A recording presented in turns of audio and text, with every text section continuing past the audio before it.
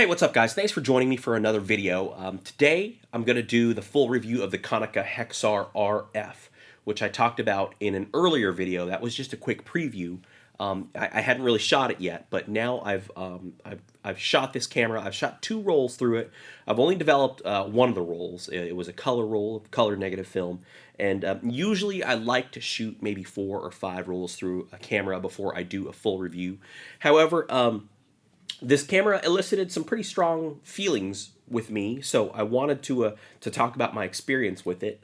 You know, it's not a super complicated camera, so there's not a whole lot to go over, and that's why I kind of felt confident to do a full review of the camera now, even though I've really only shot 2 rolls through it, and I've owned it for less than 3 days at this point. So I'm going to go ahead and get into it. Just a quick overview. The Konica Hexar RF, it's a Leica M-mount rangefinder. Only it is not manually advanced. You can see that there's no advance lever here. So the film advances automatically and the shutter cocks automatically. And when you're at the end of the roll, the film will rewind back into the canister, or into the cassette rather. It'll do that all automatically. And I'll talk about that function a little bit more later. It's got a couple of shooting modes. Single, this power switch at top here, when you have it in the off position, obviously the camera's off. In S is the single shot, so you can hear it. I don't know if it's pretty quiet, but I don't even know if the microphone down here picked that up. But it's the single shot mode, and then you've got a continuous shot mode, which it sounds like it's maybe 3 frames a second. It's not fast. This thing is not a speed demon by any means, so I don't foresee myself using that continuous mode, but it's there. Sounds like it's about 3 frames per second or so. So roughly whatever that is. I don't know what the actual spec is, but you know, it's slow. I don't see myself using it personally. It's got a manual mode. It's like an M-mount glass, so the aperture and focus are obviously controlled from the lens. The shutter speed is controlled with this dial right on top here, and it's got an auto exposure and an auto exposure lock modes. So auto exposure is basically exactly what it sounds like. You half press this to meter, you half press the shutter to meter, and then you press all the way to take the shot. The AE lock is if you compose a scene, half press to meter and hold it, it'll hold that exposure. So if you recompose, and it will keep that it'll keep that exposure reading. So that's what the AEL mode is. If you're in AE mode, it will meter as you move the camera. If you half press here and meter this scene over here and then move it, it'll basically keep metering for that scene. So that's what the AE mode is. The AE lock will lock your exposure for a scene, and then if you recompose it, it'll still have the exposure from the last scene from when you actually half pressed and held the shutter button. So that's a pretty handy mode. I recompose, I focus and recompose. This being a rangefinder, with the rangefinder patch in the middle, I focus, or rather meter and recompose, actually focus and meter and recompose a lot. So I see myself using that mode if I use auto exposure at all. And it is, you know, having auto exposure on a rangefinder or any camera, it comes in pretty handy.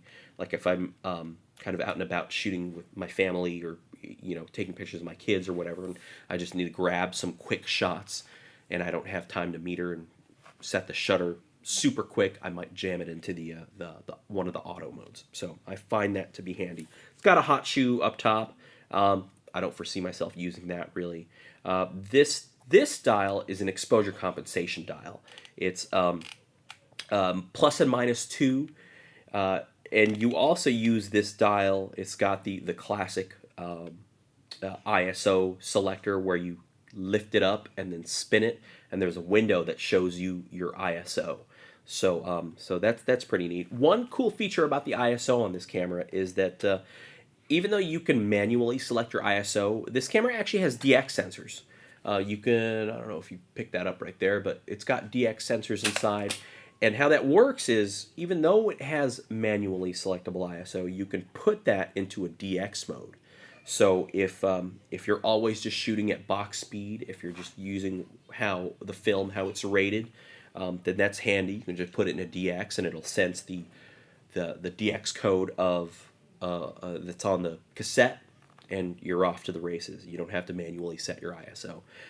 I have a backlog of expired film, so I'm probably going to make use of that and overexpose it a little bit. The general rule of thumb with that, I mean, there's a bunch of different ways you can do it, but the general rule of thumb with expired film is that you overexpose it by one stop for every 10 years that it's expired. So I'm kind of getting off the rails a bit, but if you have some ISO 400 film and it's been expired for 10 years, you would expose it as if it's ISO 200 film, and you've got a better chance of getting a more usable exposure on your negative that way. But it's kind of off the off topic there. But anyway, going back to the camera, not a whole lot else going on. I mean, it's got, like I said, it's a Leica M-mount. This came with a 35mm Voigtlander Nocton Classic, which has a maximum aperture of 1.4, so it's a nice bright lens. One of the things I really love about this lens is it's almost a pancake. It's so thin. I mean, it looks like it's just a hair over an inch thin, so I love that about this lens. It's got it takes two CR2s. It's got the classic battery cover at the bottom, so those batteries, they're lithium-ion batteries, a little bit on the expensive side, that's for sure. I mean, if you unless you buy them from the internet, I mean, the best place to buy them would be on an outlet like Amazon or whatever, and that's going to be the best pricing that you're going to get. If you go to a Rite Aid or something, a set of 2 of those batteries is going to cost you somewhere in the neighborhood of 12 to 15 bucks. A set of 2 batteries on Amazon or whatever, it'll cost you maybe 5 or 6, roughly. Yeah, that's, if you're going to get one of these cameras, I would suggest stocking up on batteries through an online outlet. That said, the batteries are, according to the manual anyway, or Konica's marketing, whatever, a set of batteries will last you about 100 rolls of film, according to Konica. I've only shot a couple, so I don't know. I've got a fresh set in here that the seller included, because obviously I did get this used because they stopped manufacturing this camera in 2003. So they stopped making it in 2003. So obviously anything that you're going to find out there is going to be used. You already know that because this is a film camera. It's got, one of the things I really love about it, it's got a nice bright rangefinder, and this example has a very bright, or a very bright viewfinder rather, and the rangefinder patch within the viewfinder is also really bright, so it's really easy to focus with. One of my favorite cameras that I sold is a Minolta CLE, and I will link below a video review I did for that camera, but the viewfinder and the rangefinder patch was nowhere near as bright as the view and rangefinder patches in the Konica Hexar. So this is totally a win in that department as far as the rangefinder patch inside the viewfinder goes. And the viewfinder is nice and bright. If you are, this is a big deal for me, if you're a glasses wearer, if you wear glasses, it's got a really good eye relief. So one of my biggest complaints with the Minolta CLE is that the eye relief of the viewfinder was a little tight. So I had a 40mm on that lens, and I struggled to see all of the frame on that 40mm. So the eye relief on this thing is way better, I believe, than on the Minolta CLE. It may have something to do with the fact that that was a 40mm on that camera, and this has a 35. But I'm more comfortable with a 35 anyway, and I can comfortably see the frame and pretty much everything outside of it. So that's one of the biggest advantages of a rangefinder, is you can see outside the frame. You can kind of anticipate your shot to see what's coming into it, because you can see what is outside the frame coming into it. So that's really handy. I really like the viewfinder of this camera. A couple of gripes, and they're pretty minor gripes, but this tab that opens up the film door, it looks like it's made of metal, so that's a good thing, but the piece that it's attached to on the body of the camera looks like it's made of plastic. So it's pretty thin. I'm really afraid that it would catch on something, I would bump it, and then it would break. So I'm kind of worried about that. On the Minolta CLE, that was one of my biggest complaints, is that this little tab that flips open to open the film door was made of a really thin plastic, and I felt like that was bound to break at any time. So I always feared that. I never had any problems with it personally in the year that I owned it, but I was always afraid that it would break. So going back to the things I like about the camera, it's got the classic film door that opens. It doesn't have the, like on a Leica M6, the bottom plate comes off. I like Leica M6s. You know, I've always wanted one, but I've always thought that loading mechanism for what is a fairly modern camera is pretty ridiculous. Purely my opinion. But anyway, it's got the classic film door. It's got a window in the back so you can see what you've got loaded in there. That's handy. It's got the frame counter and the battery life indicator up at the top there. And that's pretty much it. It's got a tripod socket at the bottom. It's got on the left side there under the film door tab is a little rewind switch. So if you're in the middle of the roll and you want to rewind it for some reason, you could take a pen or a pencil or a paper clip or whatever and press that little button, and it will rewind the roll for you even if you're in the middle of the roll. A couple of concerns with this camera. Obviously, it's being battery dependent. If the batteries die, that means your camera dies. So you're kind of SOL if your batteries die and you don't have spares. So carry spare batteries. You know, a concern with these old cameras is that not a lot of people service these anymore, and I don't think anybody services these Konica Hexars anymore. So if this thing were to break, you may be SOL on that. So it is battery dependent. If the batteries die, the camera is not working. Also, going back to the film advance and film rewind, it's super quiet. So when I loaded my first roll in here and I closed it, I was out and about shooting kind of on a busy downtown street, not in a big city, so it wasn't like cars honking and, you know, buses driving by kind of thing, but there were people out and about, you know, the wind noise and stuff. So that was the kind of noise I was in, but I didn't hear the film take up at all. I did not hear it. I was not even sure that the film took up on the take-up spool. I just saw that 0 was in the film counter, so I was kind of hoping that you know, the film was loaded and that I was good to go. And then at the end of the roll, I didn't hear it rewind at all. It was so quiet. So hopefully the next time, I'm getting texts on my phone. Hold on, I'm gonna go turn that off. Okay, I'm back.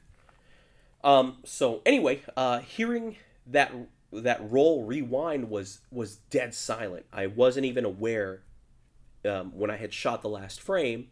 I went to go look at the frame counter and saw that it had the flashing 0, you know, to tell me that the roll was done and it had rewound back into the cassette. So I had no idea that had happened because it is so dead quiet. Hopefully the next time I load this camera, it'll be in a quiet setting, so maybe I can listen. But you know, even on a downtown street in a small town with wind noise and, you know, just some really light kind of downtown noise, I couldn't hear that at all. So that was a little strange to me. But, you know, I got the negatives back. They exposed well. Going on to that part of it, it seems like the meter was spot on. I was using manual exposure, so I was just kind of setting my settings based on what the camera was telling me to meter, and it worked great. The negatives were nice and dense. They had a great tonal range, and it exposed really well. Even though I'm not doing a lens review, I do want to talk about this 35mm Voigtlander Nocton Classic. It's an f1.4. The only complaint I have, and it's a minor complaint, is that there's some trouble with barrel distortion. So I shot a picture of a building, and it was, you know, the lines were a bit distorted at the edges of the frame, so that was an issue. I don't shoot a lot of buildings or any, like, a whole lot of structural stuff, so I don't see that as being a major problem optically. I really like the lens. The pictures were sharp. It's nice to have a 35 millimeter, which is one of my favorite focal lengths, if not my favorite focal length. And on top of that, an f1.4 maximum aperture, so you can shoot in some pretty low light conditions. And then, you know, you can get some nice kind of depth of field effects and some bokeh and out of focus effects. But, you know, I'm not a big bokeh person. I think that's a crutch for a lot of people. I'm not super into that. But, you know, some nice bokeh sometimes when you're taking a portrait or whatever, a close-up shot of somebody, it's pretty nice. But yeah, it's a nice lens overall. I haven't done like super critical A/B testing with other lenses on this thing, and I never will because I don't really shoot like that. But yeah, that's kind of the general overview and review of this camera. As a generality, I really enjoy shooting with this camera. It's one thing about it is that it's kind of heavier than it looks. Metal up top. I feel like there's some plastic bits like on the side here, like going back to this film door tab. The tab itself is metal, but the piece that it attaches to and this panel here feels like it's plastic. Oh, and it's got a spot for a shutter release, so you can put a shutter release right there. So that's handy for like a cable shutter release. I presume this switch is a self-timer. I don't even know what that switch is. I'm sorry, I should have been better prepared about that. But yeah, that switch is apparently something. After I edit this video and find out what it is, maybe I'll put some text down here to tell you what that switch is and what it does. And this button is the lens release, and it's got a metal, you know, looks like a vertical plane shutter or whatever. But yeah, so it's quiet. It's fun to shoot with. It's fairly small. Like I said, it's a little heavier than I anticipated. It feels a little heavier than it is, but not enough to bother me. Great, bright viewfinder, bright rangefinder patch. In all, I'm really happy with this camera. I highly recommend, if you can get your hands on one, I highly recommend trying it out. You know, I do miss the manual film advance because that's, to me, kind of part of the tactile joy of shooting an old film camera is having that advance. But, you know, not a huge deal. Not that's more of a nitpick than anything. So I will link some sample pictures below, so check out the sample pictures I took with it. Like I said, thus far I've only shot 2 rolls, only developed 1. Really like the way the negatives came out from that roll, so I'm really happy with it. Thank you so much, guys, for joining me with this camera review. If you have any questions, make sure to get in touch with me. All the my social media and stuff is below that you can check it out. I'm on Twitter, I'm on Instagram, I'm on Snapchat.